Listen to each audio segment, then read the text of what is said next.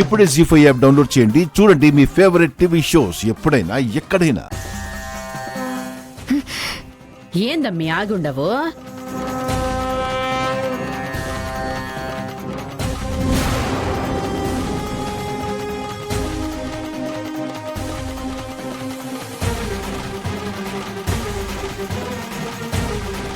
పెనం మీద నుంచి పొయ్యిలో పడిపోయి ఉండాము.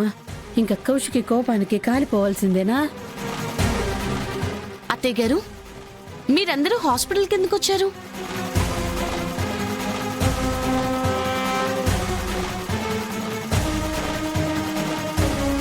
అలా చూస్తున్నావేంటి నిషి?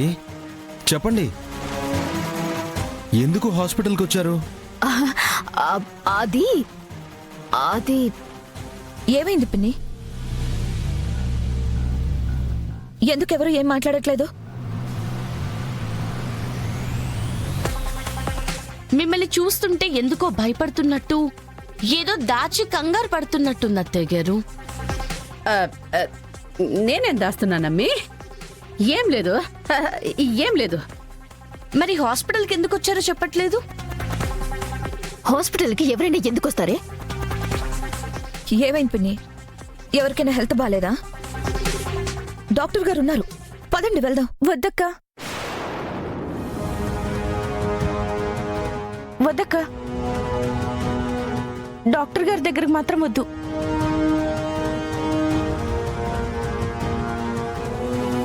అదేంటి కాచి, ఎవరైనా హాస్పిటల్కి ఎందుకు వస్తారు? డాక్టర్కి చూపించుకోవడానికి కదా. మరి మీరేంటి వద్దంటున్నారు? ఏంటే, ఇందక్కడి నుంచి చూస్తున్నాను ఓ తెగ పోలీస్ ఆఫీసర్ లాగా, మీ మీద తప్పు చేసి వచ్చిన వాళ్ళలాగా అన్ని ప్రశ్నలు అడుగుతున్నావు. అమ్మో, ఈ అమ్మేంది అట్ట చూస్తా ఉండది? నిజంగానే తెలిసిపోయిందా ఏంది? అనుమానం వచ్చేసి ఉండదా? అబ్బే ఏం లేదమ్మీ, నువ్వు ఉన్నట్టుండి కడుపు నొప్పని వచ్చేసి ఉండవు కదా. ఇంట్లో ఉంటే ఒక్కటే ఆలోచనలు. అందుకే ఎట్ట ఉందో కనుక్కుందామని ఇట్ట వచ్చిండాము.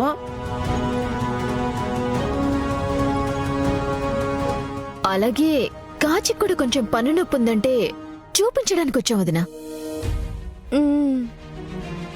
అదేంటో నిషిక, నువ్వు నిజం చెప్పినా ఏదో కవర్ చేయడానికి అబద్ధం చెప్పినట్టే ఉంటుంది.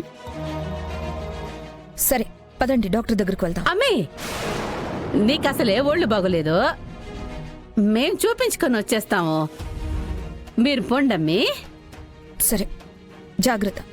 జగదాత్రి పద వెళ్దాం. పోయి రెస్ట్ తీసుకో.